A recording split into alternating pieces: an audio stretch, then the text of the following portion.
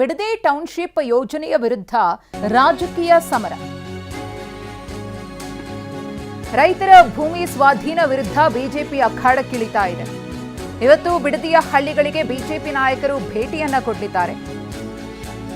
ಭೂ ಸ್ವಾಧೀನಕ್ಕೆ ಗುರುತಿಸಲಾಗಿರುವಂತಹ ಗ್ರಾಮಗಳಿಗೆ ಭೇಟಿ. ಬೆಳಿಗ್ಗೆ 11 ಗಂಟೆಗೆ ಕೆಂಪಯ್ಯನಪಾಳ್ಯ ಗ್ರಾಮಕ್ಕೆ ಭೇಟಿ ಕೊಡಲಿದ್ದಾರೆ. ವಿಪಕ್ಷ ನಾಯಕ ಆರ್ ಅಶೋಕ್, ಛಲವಾದಿ ನಾರಾಯಣಸ್ವಾಮಿ, ಡಾಕ್ಟರ್ CN ಅಶ್ವಥ್ ನಾರಾಯಣ್ ಅವರನ್ನು ಒಳಗೊಂಡಂತಹ ನಿಯೋಗ ಭೇಟಿಯನ್ನು ಕೊಡಲಿದೆ. ಬಿಡದಿ ಟೌನ್ಶಿಪ್ ವಿಚಾರಕ್ಕೆ ಸಂಬಂಧಪಟ್ಟಂತೆ ಈಗಾಗಲೇ ಸಾಕಷ್ಟು ಆಕ್ರೋಶ ವ್ಯಕ್ತವಾಗ್ತಾ ಇದೆ. ರೈತರ ವಿರೋಧದ ನಡುವೆಯೂ ಕೂಡ ಇದೀಗ ಮೊದಲ ಹಂತದಲ್ಲಿ ಭೂ ಸ್ವಾಧೀನಕ್ಕೆ ಸಂಬಂಧಪಟ್ಟಂತೆ ಅಧಿಸೂಚನೆಯನ್ನು ಹೊರಡಿಸಲಾಗಿದೆ. ಏನೇ ಪರಿಹಾರವನ್ನು ಕೊಟ್ಟರೂ ಕೂಡ ರೈತರ ವಿರೋಧದ ನಡುವೆ ನೀವು ಯೋಜನೆಯನ್ನು ಜಾರಿಗೆ ತರ್ತೀವಿ ಅಥವಾ ಯೋಜನೆಗೆ ಚಾಲನೆಯನ್ನು ಕೊಡ್ತೀವಿ ಅಂದರೆ ಅದು ಒಪ್ಕೊಳ್ಳೋದಕ್ಕೆ ಸಾಧ್ಯ ಇಲ್ಲ ಅಂತ ಹೇಳಿ ಬಿಜೆಪಿ ಮತ್ತು JDS ರೈತರ ಜೊತೆಗೆ ಹೋರಾಟಕ್ಕೆ ಇಲ್ಲಿ ಕೈ ಜೋಡಿಸಿದೆ. ಇವತ್ತು ಬಿಜೆಪಿ ನಿಯೋಗ ಭೇಟಿಯನ್ನು ಕೊಟ್ಟು ವಾಸ್ತವ ಸ್ಥಿತಿಯನ್ನು ಪರಿಶೀಲನೆ ಮಾಡಿ ರೈತರಿಗೆ ನಿಮ್ಮ ಜೊತೆಗೆ ನಾವು ಇರ್ತೀವಿ ಅಂತ ಹೇಳಿ ಧೈರ್ಯವನ್ನು ತುಂಬಲಿದೆ. ಇಂದು ಬಿಡದಿಗೆ ಬಿಜೆಪಿ ನಿಯೋಗ ಭೇಟಿ ಕೊಡ್ತಾ ಇರುವ ಹಿನ್ನೆಲೆಯಲ್ಲಿ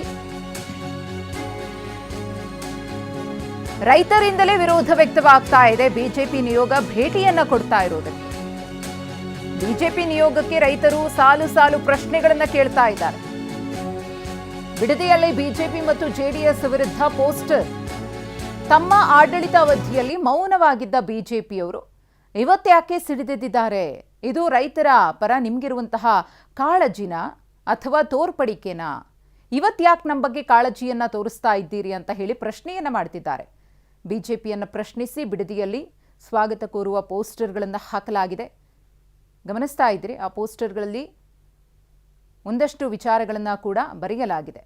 ನಿಮಗೆ ಬಿಡದಿ ಟೌನ್ಶಿಪ್ಗೆ ಸ್ವಾಗತ ಅಂತ ಹೇಳಿ ವಿಪಕ್ಷ ನಾಯಕ ಆರ್ ಅಶೋಕ್, ಪರಿಷತ್ ವಿಪಕ್ಷ ನಾಯಕ ಛಲವಾದಿ ನಾರಾಯಣಸ್ವಾಮಿ, ಬಿಜೆಪಿ ರಾಜ್ಯಾಧ್ಯಕ್ಷರಾಗಿರುವಂತಹ BY ವಿಜಯೇಂದ್ರ ಅವರ ಫೋಟೋವನ್ನು ಹಾಕಲಾಗಿದೆ.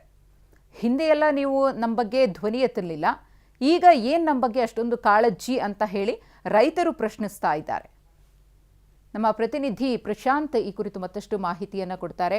ಪ್ರಶಾಂತ್, ರೈತರ ಪರವಾಗಿ ನಾವು ಇರ್ತೀವಿ ಅಂತ ಹೇಳಿ ಬಿಜೆಪಿ ನಿಯೋಗವನ್ನು ಕಟ್ಕೊಂಡು ಇವತ್ತು ಬರ್ತಾ ಇದೆ ಕೆಂಪಯ್ಯನಪಾಳ್ಯಕ್ಕೆ.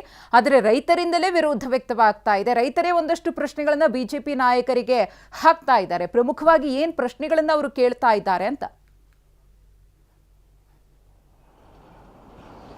ಮಧುಶ್ರೀ, ಬಿಡದಿ ಟೌನ್ಶಿಪ್ ವಿಚಾರ ರಾಜಕೀಯ ಜಟಾಪಟಿಗೆ ಸಾಕಷ್ಟು ವೇದಿಕೆ ಆಗ್ತಾ ಇರುವಂಥದ್ದು. ಈಗಾಗಲೇ ಈ ಒಂದು ಟೌನ್ಶಿಪ್ ವಿಚಾರವನ್ನು ಇಟ್ಕೊಂಡು ಕಳೆದ 1 ವರ್ಷಗಳಿಂದಲೂ ರೈತರು ಕೂಡ ಸಾಕಷ್ಟು ಹೋರಾಟವನ್ನು ನಡೆಸ್ತಾ ಇದ್ದಾರೆ.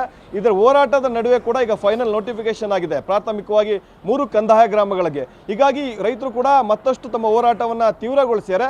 ಮತ್ತೊಂದು ಕಡೆ ರೈತರ ಪರವಾಗಿ ಈಗ ಹೋರಾಟಕ್ಕೆ ಬಿಜೆಪಿ ಕೂಡ ಧುಮುಕಿರುವಂಥದ್ದು. ಇವತ್ತು ಬಿಜೆಪಿ ನಿಯೋಗ ಕೂಡ ಈ ಭೂ ಸ್ವಾಧೀನಗೊಳ್ತಾ ಇರುವಂತಹ ಪ್ರದೇಶಗಳಿಗೆ ಭೇಟಿ ನೀಡ್ತಾ ಇದೆ.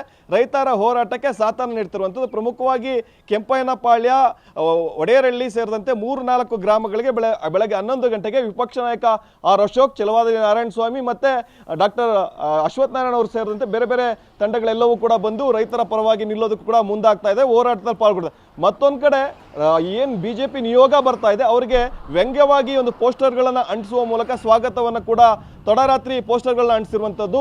ಅವ್ರೇನು ಮಾರ್ಗವಾಗಿ ಬರ್ತಾರೆ ಅಲ್ಲಿ ಎಲ್ಲ ಕಡೆಗಳಲ್ಲೂ ಪೋಸ್ಟರ್ ಅಂಟಿಸಿರುವಂಥ. ಪ್ರಮುಖವಾಗಿ ಬಿಜೆಪಿ ಸರ್ಕಾರದ ಅವಧಿಯಲ್ಲಿ ಇದ್ದಂಥ ಸಂದರ್ಭದಲ್ಲಿಯೇ ಕೂಡ ಇದನ್ನ ರೆಡ್ ಝೋನ್ ಅಂತ ಮಾಡಿದಂಥ ಸಂದರ್ಭದಲ್ಲಿ ರೆಡ್ ಝೋನ್ ತೆಗಲಿಲ್ಲ. ಆ ವೇಳೆಯೇ 1000 ಎಕರೆಯಷ್ಟು ಕೂಡ ಭೂಸ್ವಾಧೀನ ಆಗಿತ್ತು. ಆ ಸಂದರ್ಭದಲ್ಲಿ ಬಿಜೆಪಿ ಸರ್ಕಾರ ಇದ್ದಂಥ ಸಂದರ್ಭದಲ್ಲೂ ಕೂಡ ಬಿಜೆಪಿ ನಾಯಕರುಗಳು ಮೌನ ವಹಿಸಿದ್ರು. ಜೊತೆಗೆ ಇಲ್ಲಿ ಈ ಒಂದು ಸಂದರ್ಭದಲ್ಲಿ JDS ಕೂಡ ಬೆಂಬಲವನ್ನು ವ್ಯಕ್ತಪಡಿಸಿದೆ. ಈ ಒಂದು ವ್ಯಾಪ್ತಿಯಲ್ಲಿ ಅನಿತಾ ಕುಮಾರಸ್ವಾಮಿ ಅವರ ಜಮೀನಿದೆ, ಜೊತೆಗೆ ಬೇನಾಮಿ ಆಸ್ತಿ ಇದೆ. ಆ ಆಸ್ತಿ ಕೂಡ ವಿನಯ್ ಗೌಡ ಅವರ ಹೆಸರಲ್ಲಿದೆ. ಈ ರೀತಿ ಸಾಕಷ್ಟು ವ್ಯಂಗ್ಯವಾಗಿ ಪೋಸ್ಟರ್ಗಳನ್ನು ಹಾಕಿ ಕೆಲವೊಂದಿಷ್ಟು ಕ್ವಶನ್ಗಳನ್ನು ಮಾಡಿ ಪೋಸ್ಟರ್ಗಳನ್ನು ಎಲ್ಲ ಕಡೆಯಲ್ಲೂ ಕೂಡ ಅಂಟಿಸಿ ಅವರಿಗೆ ಸ್ವಾಗತವನ್ನು ಕೂಡ ಕೋರ್ತಾ ಇದ್ದಾರೆ. ಈ ಒಂದು ವಿಚಾರ ಸಾಕಷ್ಟು ಜಟಾಪಟಿಗೆ ಕೂಡ ವೇದಿಕೆಯಾಗಿ ಮುಂದುವರೆದಿರುವಂಥದ್ದು. ಮಧುಶ್ರೀ, ಧನ್ಯವಾದ ತಮ್ಮೆಲ್ಲ ಮಾಹಿತಿಗಾಗಿ.